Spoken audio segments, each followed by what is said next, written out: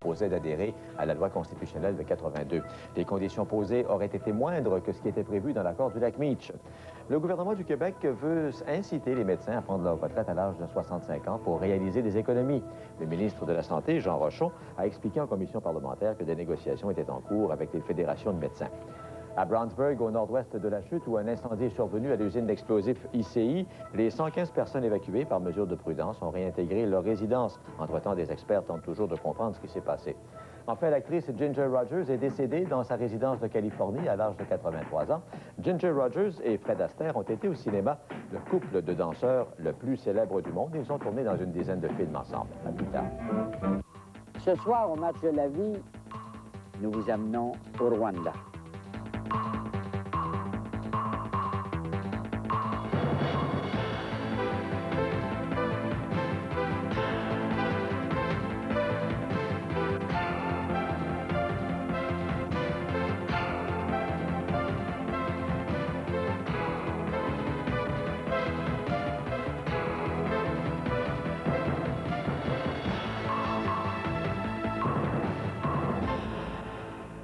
Madame, monsieur, bonsoir. C'est depuis le Rwanda que nous vous accueillons ce soir et nous sommes venus ici comme on entre dans un temple pour s'approcher d'un mystère qu'on ne comprend pas, pour tenter de faire la paix avec soi-même.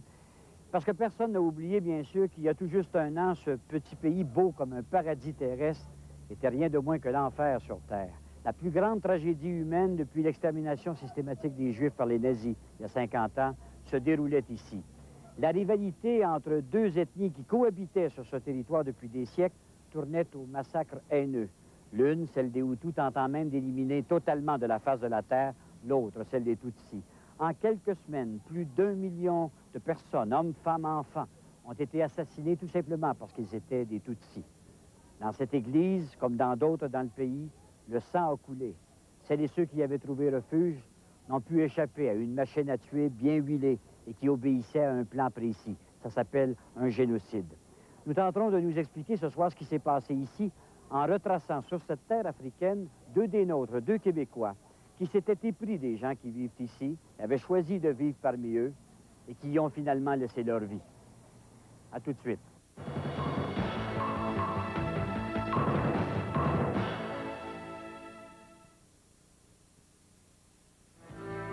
Ce soir, Adlib, des nouvelles de Manon Réaume, le romancier français Alexandre Jardin, les chansons de Pierre Bélan et aussi les chansons de Rick et Lolo Hughes. Adlib ce soir à 22h.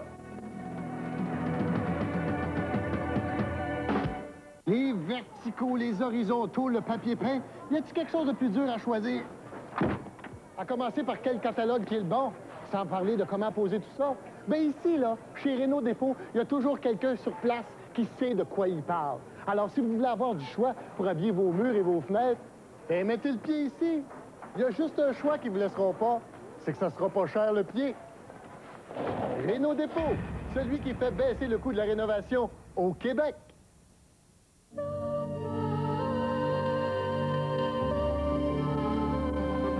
Si les courbes de la toute nouvelle Monte-Carlo vous semblent étonnamment familières, ce n'est pas un hasard.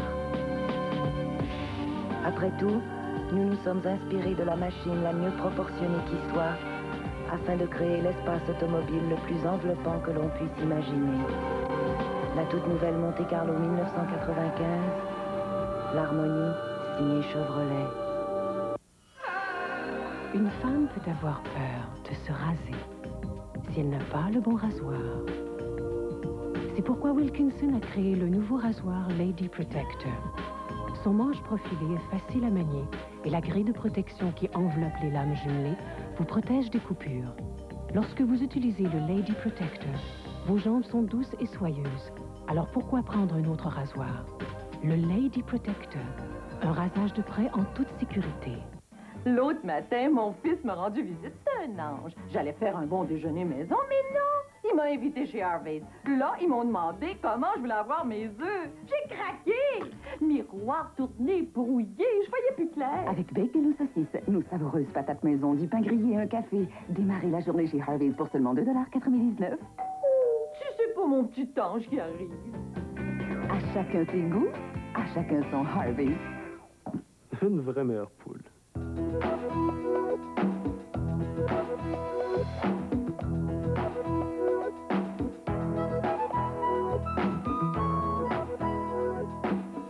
Retrouvez le monde de l'enfance avec la garantie Avantajeune de Sears.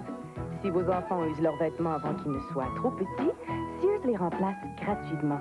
C'est ça la garantie Avantajeune de Sears. Un grand réconfort pour les parents. Sears, attendez-vous à plus. Des millions de personnes en ont. Des pellicules. Les chercheurs savent maintenant qu'un champignon que tout le monde a, le Pityrosporum ovale, peut causer les pellicules. Le nouveau traitement antipelliculaire Nizoral tue ce champignon et arrête les démangeaisons et les pellicules qui l'accompagnent. Au bout d'un mois, un seul traitement par semaine laisse les cheveux propres, sains, éclatants de fraîcheur. Choix numéro 1 des médecins, Nizoral tue le champignon qui peut causer les pellicules.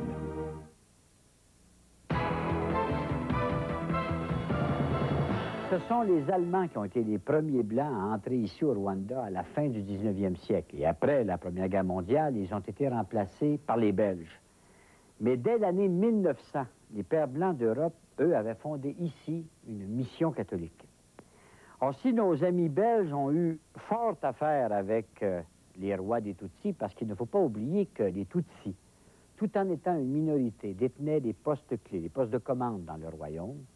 Les prêtres et communautés religieuses, eux, se sont lancés dans une évangélisation massive, d'abord et avant tout auprès des Hutus. Or, quand, vers la fin des années 50, début 60, se sont mis à sonner sur le continent africain les cloches des indépendances nationales et des mouvements de libération, les Hutus ont publié, eux aussi, leur manifeste avec l'appui de l'Église catholique. Et c'est précisément à ce moment où arrivaient ici, dans un nombre plus imposant que jamais, les missionnaires québécois, canadiens-français, comme on disait à l'époque. Parce que si chez nous, la Révolution tranquille se mettait à vider tranquillement les églises, ici, la réputation du Rwanda en faisait le fils chéri de l'Église catholique pour toute l'Afrique. Parmi ceux-là se trouvait le père Claude Simard, un père de Sainte-Croix de Roberval, venu ici au début des années 60 et qui venait en fait pour toujours. Parce que lors des massacres de 1994, alors que tout le monde était rapatrié, lui, il a décidé de rester. Et c'est ici qu'il repose maintenant.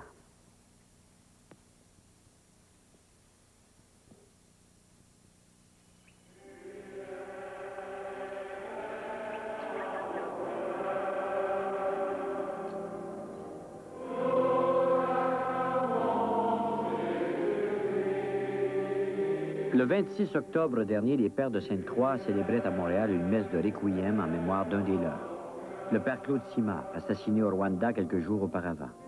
Pour les parents et les amis du défunt, Claude Simard était devenu un martyr.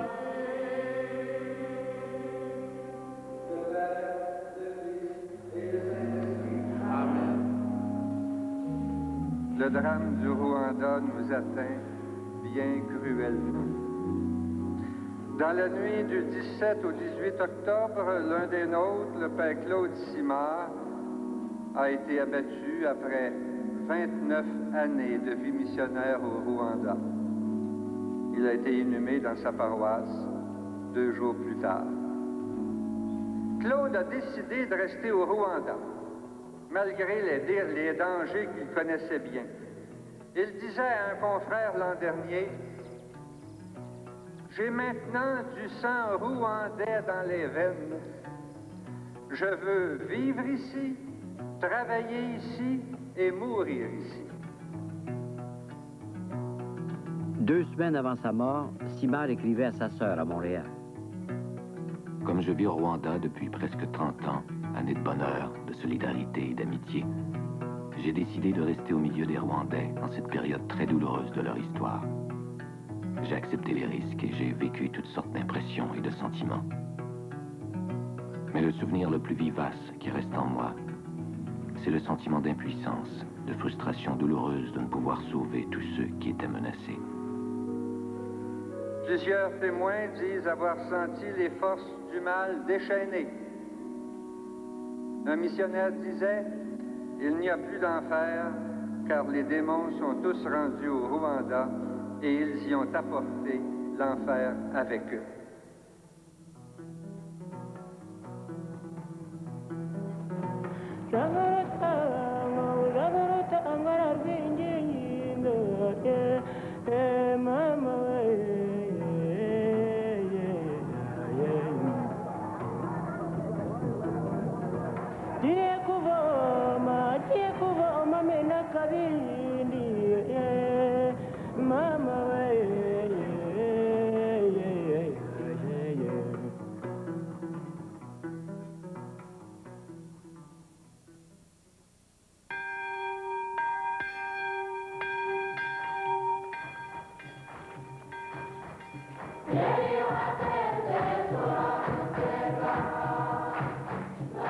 L'abbé Emmanuel est l'un des rares prêtres Tutsis à avoir survécu au massacre, grâce à la protection de son ami, le père Simard. Dans cette paroisse, près de 20 000 personnes ont péri dans les tueries. Nubwo Padiri Simari yitabye Imana yapfuye yapfanye n'agahinda kenshi k'ibintu yabonaga abakristo ba paruwasi ya Ruyenzi bakoraga abandi bakristo b'abaturanyi wabo bene wabo. Mbere yuko twasiza muragomba kwemeza n'ibyo. Ntabwo twasuka abatisimu hejuru y'ubupagani n'ikinyoma. Ntabwo abakristo hano ku Ruyenzi bishe abandi bakirisitu.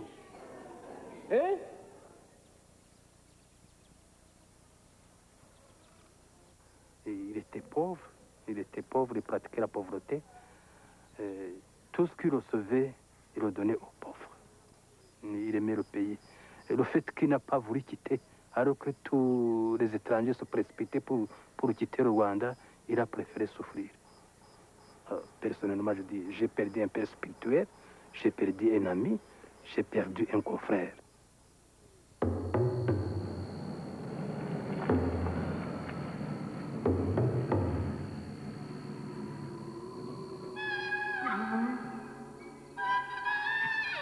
Selon divers témoins, 3 hommes sont arrivés en voiture, ici, le soir du 17 octobre, alors que Claude Simard terminait son souper.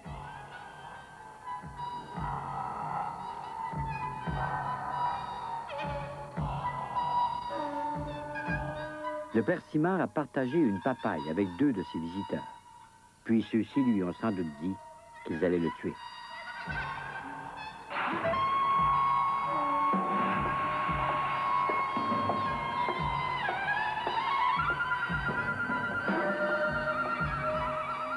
Ils sont venus ici dans la chambre. C'est tellement qu'il a demandé un petit moment pour prier. Alors, il était à genoux. Quand on voit la situation, il était à genoux au moment où il priait. Je pense que c'est à ce moment-là qu'il a reçu un coup de marteau.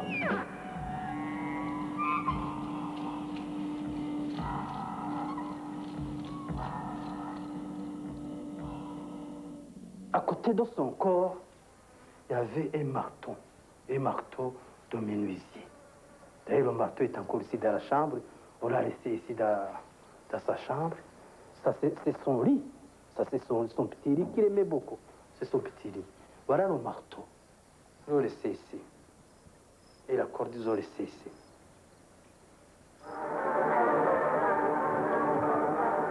Un coup sec. Le moteur ronge. Le Rwanda que découvrait Claude Simard il y a 30 ans a d'abord été convoité par les pères blancs européens.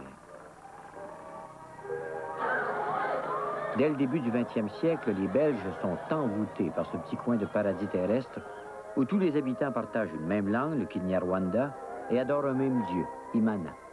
L'évangélisation sera donc d'autant plus facile, il suffira de donner à Imana les vertus du Dieu chrétien.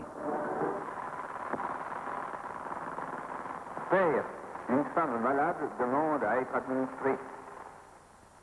Mourants et vivants profitent du passage de l'homme de Dieu.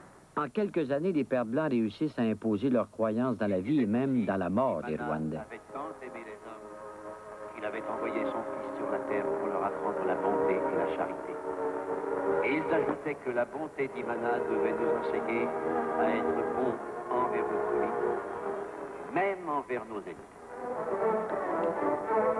Vite au travail. C'est pour le bon Dieu et on s'y met de bon cœur. Les pierres sont dures à extraire, mais elles ne mangent pas. Mais les missionnaires ne se limitent pas à sauver les âmes. En dehors des églises, les pères blancs mobilisent leurs fidèles pour bâtir l'Empire. Ils contrôlent de vastes entreprises coloniales. Ils élèvent les Tutsis au rang de race supérieure pour en faire les gérants de leurs comptoirs coloniaux.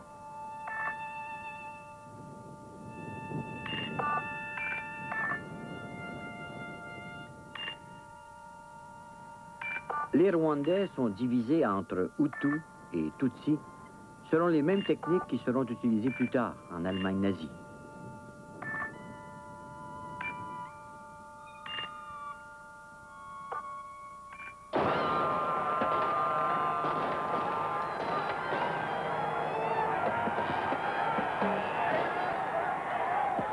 Au cours des années 50, la colère de la majorité Hutu éclate en une série d'émeutes et de révoltes. On organise la tenue d'élections. Le Rwanda indépendant est né, dirigé par un gouvernement Hutu. L'Église fait appel à de nouveaux missionnaires, sans passé colonial. Parmi eux, le père Georges-Henri Lévesque. My first visit there in January 63, you know, I saw the whole population, the bishops, Protestants and Catholic bishops, the whole country, the government, kneeling down, asking me to organize that university. And so I said, I cannot refuse.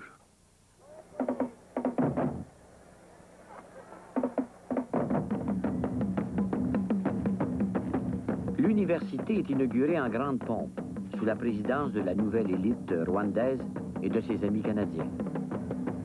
Grâce à ses contacts parmi les libéraux, Georges-Henri Lévesque obtient 67 millions de dollars pour l'Université du Rwanda.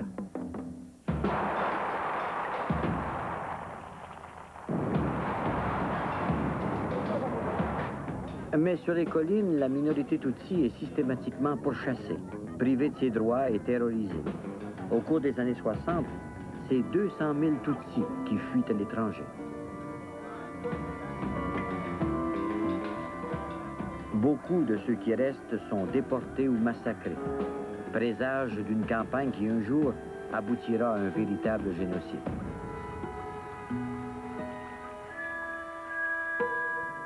Tenu jusque-là dans une ignorance béate de cette violence, le père Lévesque doit y faire face brutalement lors d'un voyage avec un père blanc québécois. La route que je suivais pour aller voir le père blanc, là, longeait la rivière. Puis je voyais des têtes qui flottaient, des bras, des jambes.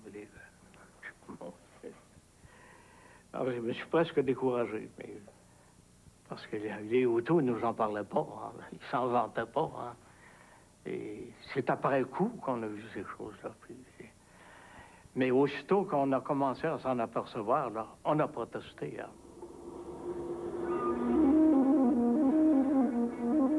La persécution de la minorité Tutsi par les extrémistes Hutus dure 35 ans.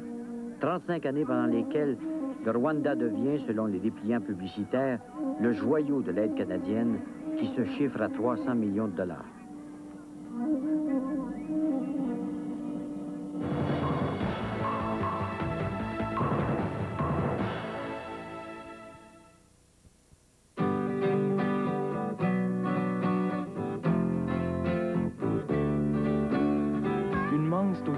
Qu'on sait qu'elle est mûre.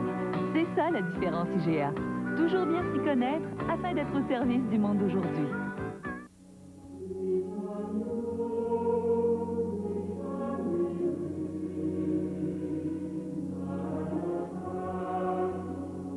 Dans les années qui viennent, des milliers de personnes seront protégées grâce à une innovation de Volvo. Volvo présente le premier sac gonflable latéral. Sécurité avant tout.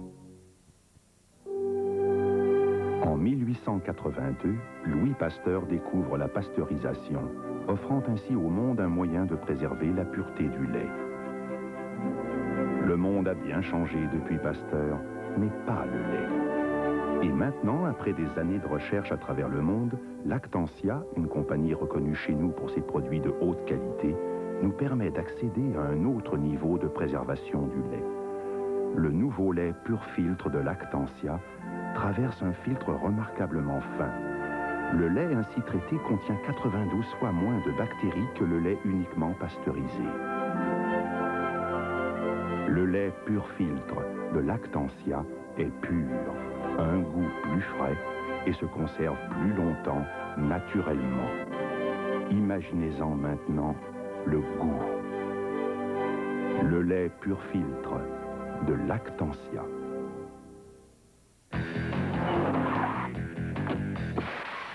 Pierre, le pare-brise est installé? Oui, Duromax. Eric, n'oublie pas le lecteur de CD. Madame Cyr est ravie de son système anti-vol, Duromax. Bravo les gars. À tous les ateliers, notre système anti-vol DuroGuard est en promotion à 129,95. Duromax, j'ai un problème. J'arrive. Duromax, peux-tu réparer mon pare-brise? Merci, Duromax. Ouais. Merci, Duro. Chez Léon, on voit grand.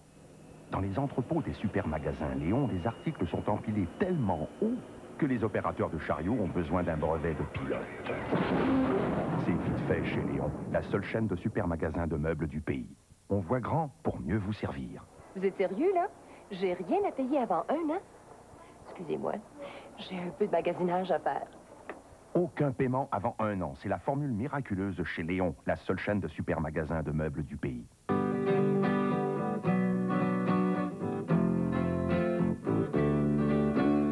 Madame, passez donc ici, je vais ouvrir ma caisse. Chez IGA, chacun sait ce qu'il faut faire pour être au service du monde d'aujourd'hui. Toi qui es si fin et qui sais tout, tu savais pas ça que le sel est fatal aux Indiens? Alcide n'est pas au bout de ses peines. Ce pays m'a été tant vers toi, Clarisse. Vous n'avez rien payé encore, Alcide, je vous le jure. Le Sorcier, ce mardi 21h à TVA.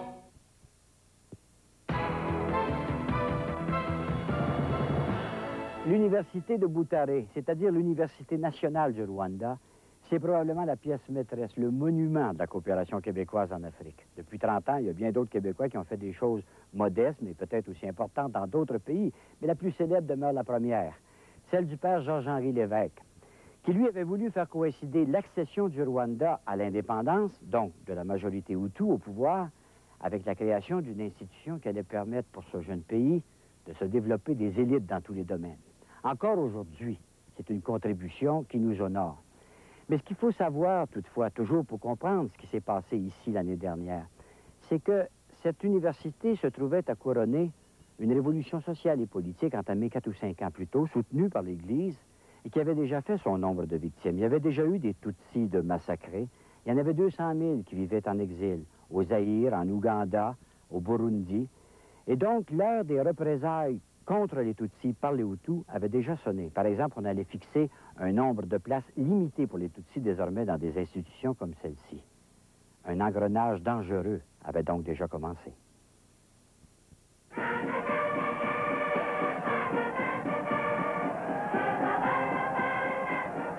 1973, Juvenal Habyarimana, un Hutu du nord du pays, promet la démocratie et prend le pouvoir par un coup d'État militaire.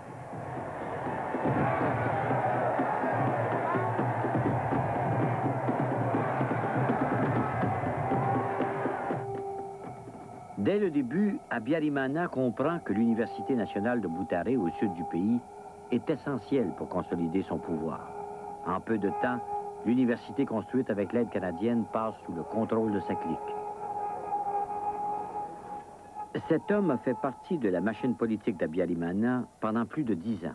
Il doit aujourd'hui cacher son visage par mesure de sécurité. En 1973, les troubles ont commencé en fait dans les écoles et principalement à l'Université nationale du Rwanda. Tout d'un coup, nous nous sommes levés et nous avons vu des listes affichées sur le campus des étudiantes qui devaient quitter l'université parce qu'ils étaient Tutsis.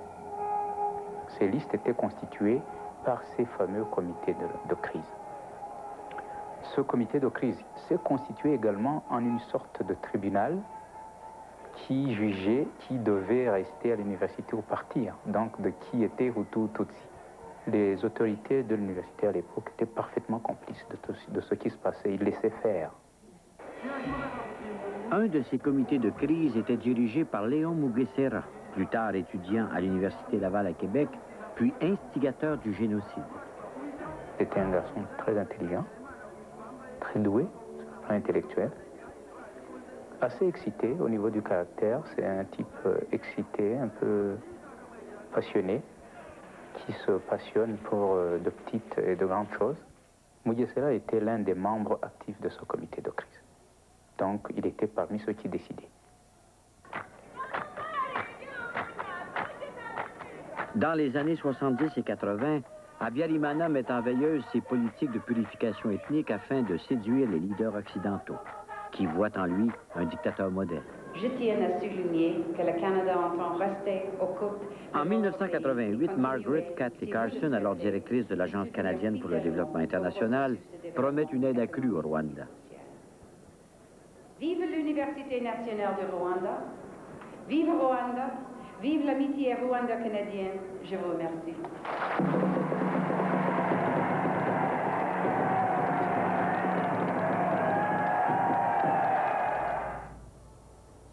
Après avoir pris le contrôle de l'Université nationale, Habyarimana met sur pied un ambitieux projet d'éducation dans le nord du pays. Un fastueux monument élevé à sa gloire à Rambura, son village natal. Un collège financé par l'aide canadienne et administré pendant 13 ans par les Frères de l'Instruction chrétienne du Québec. Aujourd'hui, à l'abandon, ce collège a joué à une époque un rôle important dans le plan de purification ethnique au Rwanda.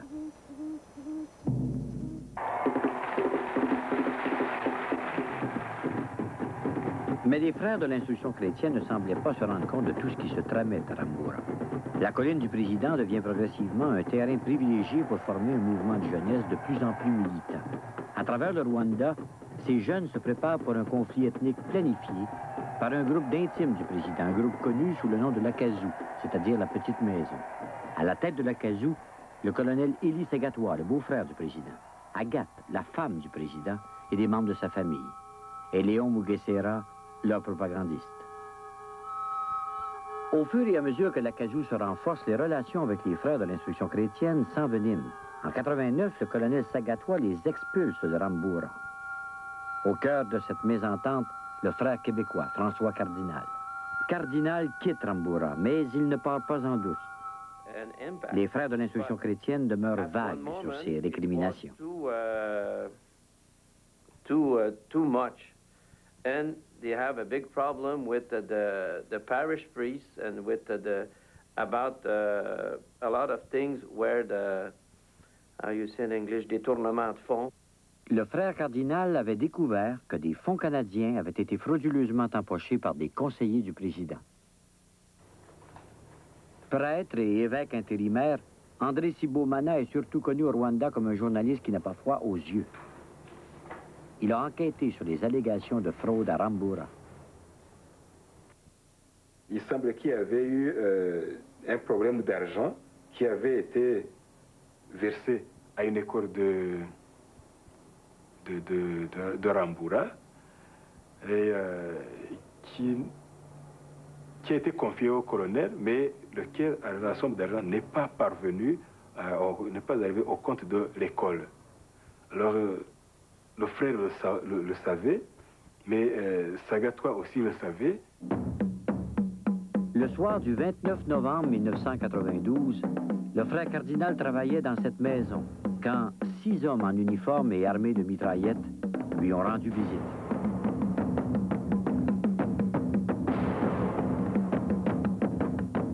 Cardinal, qui avait déjà survécu à un attentat, n'a pas eu le temps de se défendre. Les militaires l'ont troué de balles.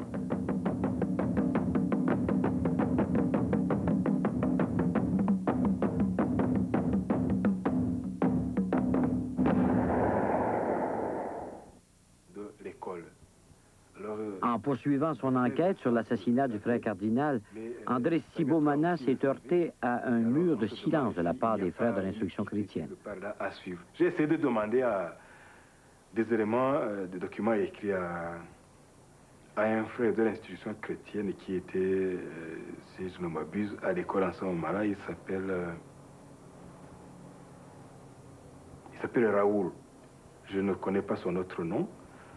Mais il a refusé de discuter avec moi de ce problème. Et il avait un ton menaçant en me disant que je devais me tenir tranquille, qu'il n'avait rien à faire dans ces problèmes. Il a des choses comme ça. J'ai dit, qu'est-ce qui se passe? Je ne suis pas allé plus loin. Mais il m'a dit, le document, il se trouve dans le ministère de l'enseignement primaire et secondaire. Si vous voulez aller le chercher là-bas, moi je n'ai plus rien à ce sujet. Je ne sais plus rien de cette histoire-là. J'ai entendu parler du frère Raoul qui a obtenu un chèque... qui a réussi à faire sortir un chèque de la banque pour prouver que la personne qui a signé en arrière, c'est pas lui ou c'est un autre qui avait signé et ainsi de suite. Ça, le frère Raoult l'a raconté. Savais-tu que c'était le colonel Sagatois qui avait signé? Non, je ne savais pas que c'était lui. Mais je reste convaincu que le frère cardinal a été assassiné, au minimum avec la complicité du colonel Sagatois.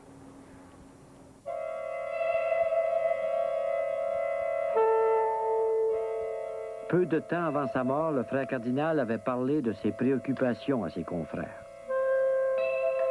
Il avait également avisé la représentante du Canada au Rwanda, Odette Maltais, des menaces qu'il avait reçues du colonel Sagatois, le beau-frère du président. Odette Maltais refuse aujourd'hui de répondre à nos questions sur ce cas.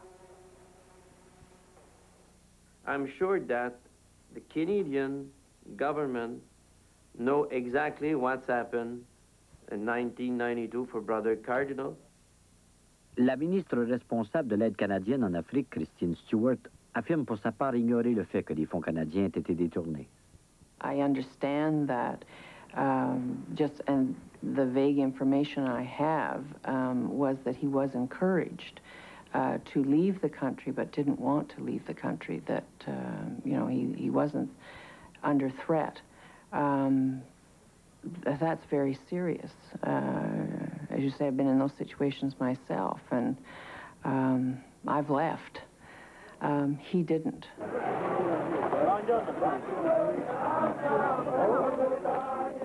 Une enquête plus approfondie sur le meurtre de Cardinal aurait pu permettre de comprendre ce qui se tramait au Rwanda en 1992.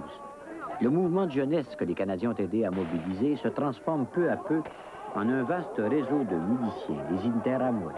Ils seront les futurs exécutants du génocide. En novembre 1992, Léon Mugesera, l'ancien étudiant de Laval, devenu le propagandiste du régime, incite les Hutus à tuer leurs voisins Tutsis.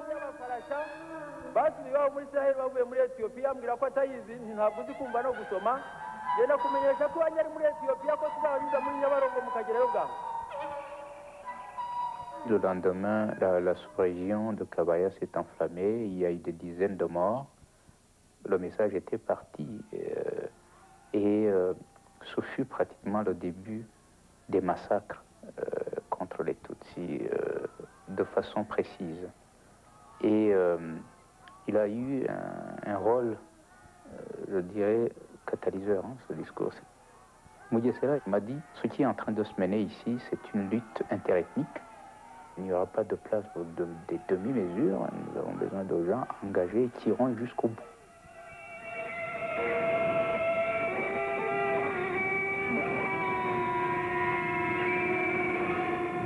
Les premiers massacres de Tutsis ont eu lieu dans le nord du pays, tout près de Rambura, la colline du président.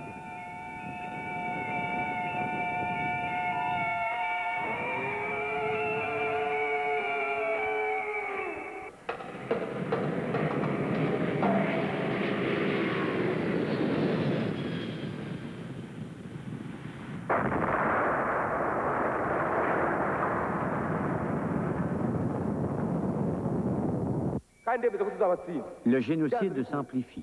Le Premier ministre Jean Kambanda mobilise les milices civiles. twakomeje kubizeza ko intwaro z'abaturage zizaza musubireyo mujye kureba niba kuzo nkotanyi ziri niyo mpamvu bahaye intwaro we kugenda imbokoboko mugiye kureba gusa ko nta uriyo genda usanga akagarwaye kasigayeyo ari kujyana intwaro noneho uhanganira ko ingengo irirashisha ntabwo imbona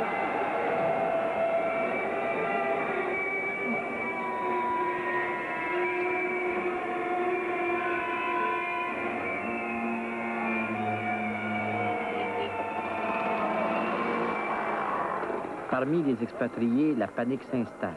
Presque tous s'enfuient, travailleurs des organisations humanitaires, religieux et même la majorité des casques bleus de l'ONU.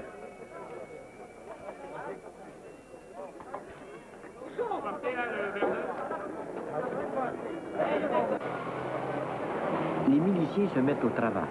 La chasse aux Tutsis s'organise. Dans les semaines qui suivent, aucune région du Rwanda n'est épargnée. En 3 mois, près d'1 million de personnes sont assassinés.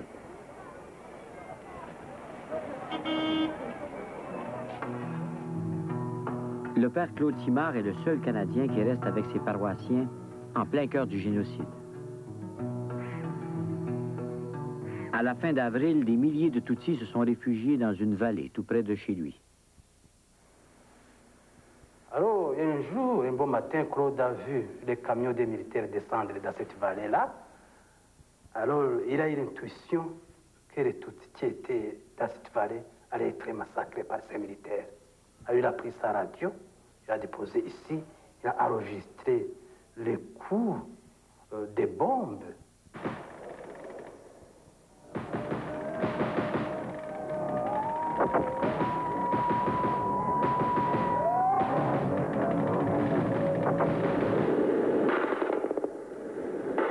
Oui, ça barde. Plus tard, le père Simard a fait écouter cette cassette à des journalistes étrangers. Ah non, j'ai des amis qui ont été tués, là. Des enseignants, un assistant médical. Et son petit enfant a été retrouvé dans la brousse. Et c'est un retour qui l'a ramassé. Moi, c'était les commentaires des gens qui étaient près de moi, près de chez moi, qui regardaient ça.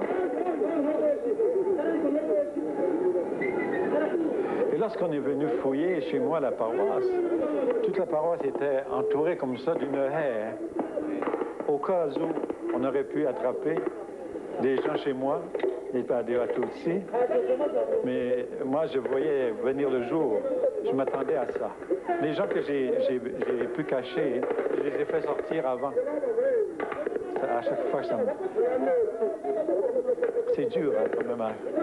C'est dur comme enregistrement. C'est dur à écouter. À chaque fois que je l'écoute, ça me bouleverse.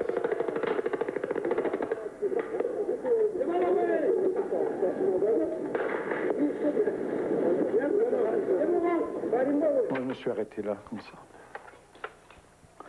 Ça, c'était un... J'ai cru d'enregistrer ça parce que... il y a une pièce à conviction. Parce qu'il y a toujours des gens qui disaient non, hein, c'est pas vrai, c'est impossible. Mais ça, c'est tête dans le bain. Hein.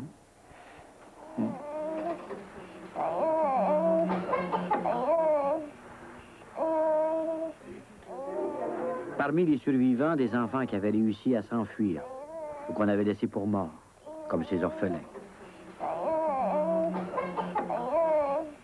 Alors, quand ils arrivaient, on essayait de les placer derrière ces tôles, ici, derrière, à côté de cette chambre, derrière là, parce qu'on s'imaginait que les miliciens ne pouvaient pas savoir d'où ils étaient cachés. Mais, comme ils étaient malais aussi, il arrivait qu'ils débroussaillent et qu'ils voient. Alors, ils le prenaient. Le père criait, disait... Mais ce sont des innocents, pourquoi vous tuez les enfants? Dites, taisez-vous, ce sont des enfants, ce sont des serpents, voilà. Ce sont des serpents, des petits serpents, il faut les tuer. C'est ce qu'il disait. Il disait, Fred, il est parti âgé de 12 ans, voilà ce qu'il nous a fait. Alors il faut tuer même des petits enfants tout de suite pour que ça finisse. Je pense à ce jour où on est venu m'arracher des enfants de 10-12 ans que je gardais à la paroisse. Un milicien s'est présenté ceinturé de grenades et armé d'un fusil. Il m'a pris les enfants pour aller les massacrer. Comment oublier les cadavres ensanglantés qu'on venait de tuer, un coup de gourdin, comme du bétail. Il y a aussi Jean et Jean Bosco qui se cachaient dans la brousse et que je réussissais à nourrir tard dans la nuit. Ils sont morts tous les deux, épuisés et démoralisés.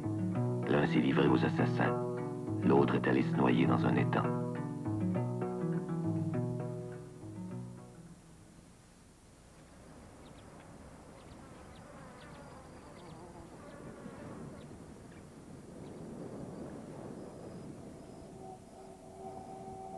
Comme dans beaucoup d'églises du Rwanda, des milliers de Tutsis qui s'étaient réfugiés à l'église de Nyarubouye ont été sauvagement massacrés.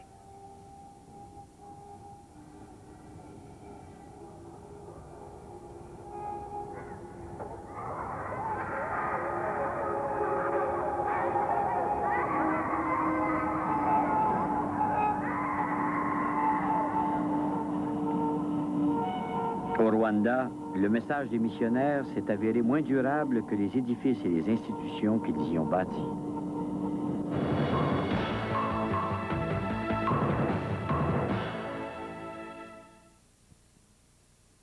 toute nouvelle Subaru Legacy est superbe en studio. Mais elle est à son meilleur en pleine action. La traction intégrale Subaru pour une sécurité maximale, pour un contrôle hors pair, pour un transfert automatique de la...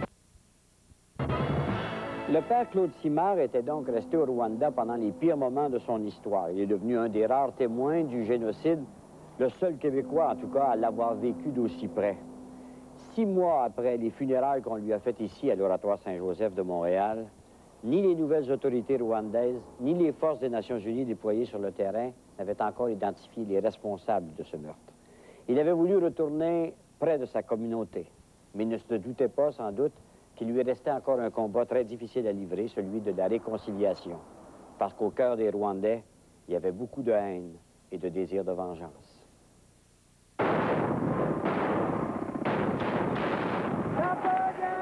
En juillet dernier, après des mois de combat, le Front patriotique rwandais, le FPR, formé surtout de Tutsis exilés en Ouganda, entre en triomphe à Kigali, la capitale. Les survivants du génocide y voient un soulagement et une lueur d'espoir.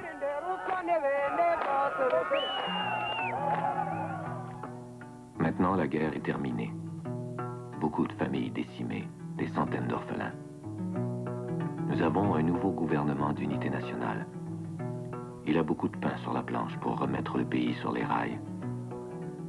Je compte pouvoir retourner dans ma paroisse d'ici une quinzaine de jours, lorsqu'une certaine stabilité sera revenue.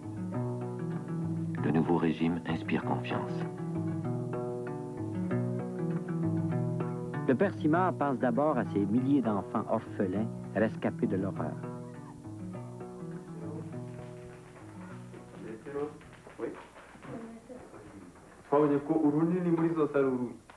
En septembre, il ouvre l'école de Ruyenzi. Il veut que ses paroissiens, surtout les enfants, regardent vers l'avenir.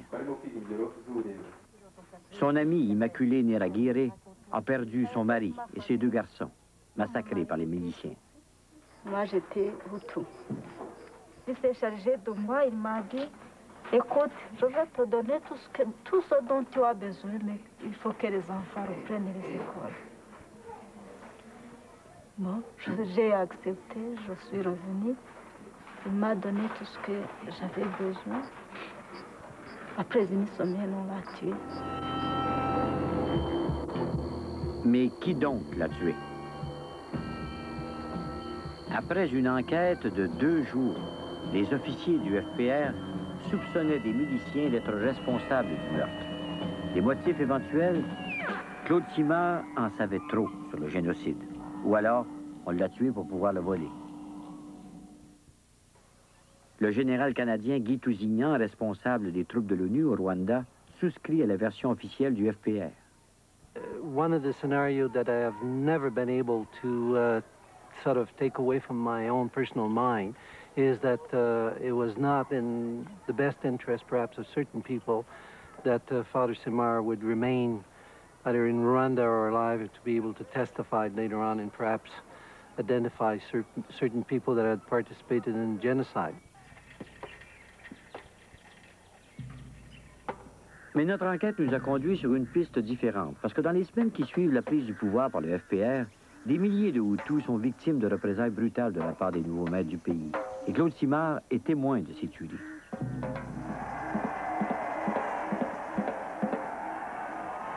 Le nouveau régime applique une justice expéditive pour ceux qu'il tient responsables du génocide, mais il n'y a pas de système judiciaire en place pour déterminer si les gens visés sont vraiment coupables.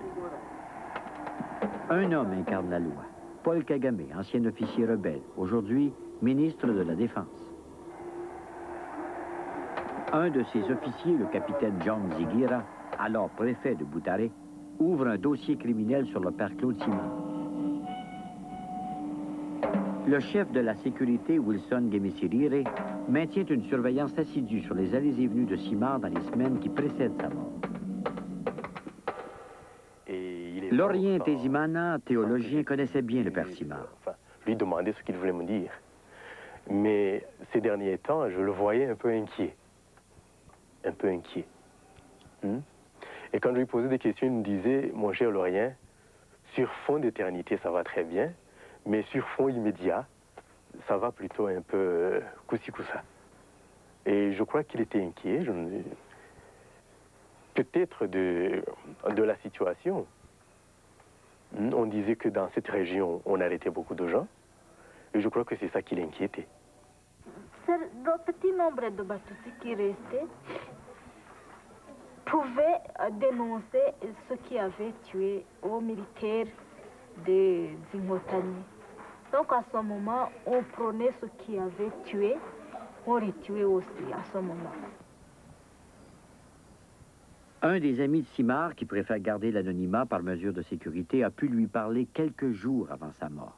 Simard lui a dit qu'il savait qu'il y avait un dossier contre lui à la préfecture et qu'il se sentait traqué. Il était allé au Haut-Commissariat des Nations Unies pour les réfugiés. Un des responsables lui a dit « C'est vous le père de ce village où il y a des maisons remplies de cadavres? Entrez un peu, on va parler. » Ils ont parlé pendant 45 minutes. Et au moment où le père Simard quittait cet endroit, il s'est senti fixé par les gens au portail. Il m'a dit « Est-ce que ces grandes organisations se rendent compte qu'elles sont infiltrées ?» Plusieurs employés de cette agence de l'ONU étaient sympathiques au FPR et ont sans doute interprété les propos de Simard comme une critique du nouveau régime et une défense des miliciens Hutus. Quelques jours plus tard, Claude Simard était assassiné, plongeant ses paroissiens dans le désarroi. Je ne peux pas vous le dire parce que, sauf si vous voyez à l'intérieur des gens, au cœur. Et j'ai eu de la peine parce que remarquez bien que après avoir manqué toute ma famille, je suis revenue à cause de lui. Il a été aussi tué. La ministre Christine Stewart refuse d'accuser le nouveau régime. I don't have evidence to say that. I mean, I see a very, very fragile government. That's what I do see. En mars dernier, le capitaine canadien Themisberg, casque bleu de l'ONU au Rwanda, a trouvé un témoin clé qui a vu les assassins de Simard le soir du meurtre. Dans ce fax, Isberg nous dit ce que le témoin lui a raconté, que Claude Simard avait des problèmes avec le FPR, qu'un autre prêtre militant du FPR avait dit aux habitants de Ruyenzi que Simard serait tué, que le jour du meurtre, les soldats du FPR ont été vus dans la même voiture que le témoin a vu plus tard quitter le lieu du crime. Isberg ajoute que le crime a probablement été planifié à un niveau supérieur et les faits délibérément cachés.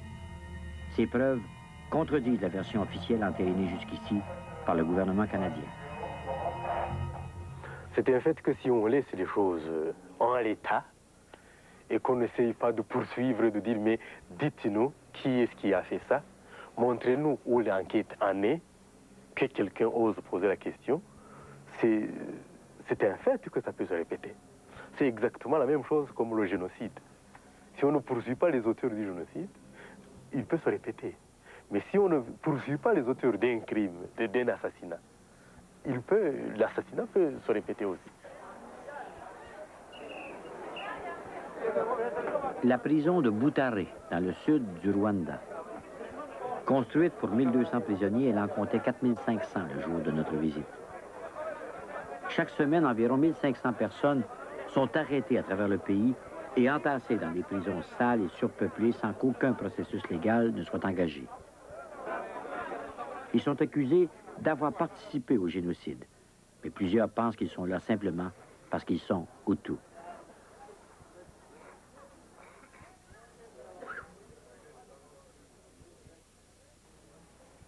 André Sibomana dénonce les exactions du nouveau régime. Il sait que parler tout haut aujourd'hui comporte autant de risques qu'à l'époque du dictateur Habyarimana. Un de ses confrères journalistes vient d'être férocement battu pour avoir osé critiquer le nouveau régime. Maintenant, vous me posez des questions. Qu'est-ce que vous allez faire pour me protéger? Si jamais on s'attaque à moi, vous voulez que je fasse une analyse de la situation, mais vous allez avoir votre pellicule et après, vous reviendrez faire une enquête sur ma mort. Qu'est-ce que vous voulez que je vous dise, moi? Il y a des choses qui vont, il y a des choses qui ne vont pas.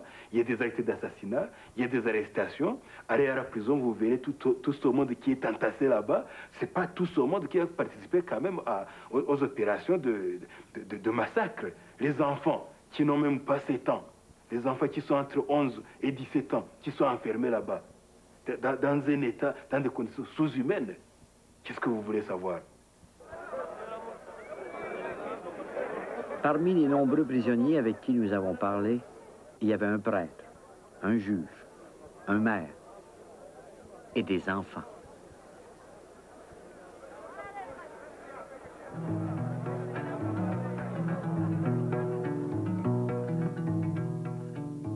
Beaucoup de Hutus ont protégé et caché des Tutsis pour leur sauver la vie. Ne l'oublions pas, ce n'est pas la masse des Hutus qui ont participé au génocide. Plus que jamais, le Rwanda aura besoin de ses amis. Un des problèmes de ces lendemains de guerre, c'est celui des milliers d'orphelins qui ont survécu au massacre de leurs parents. Chère sœur, exprime mes meilleures salutations à toute la famille. Tu leur dis, il est encore vivant.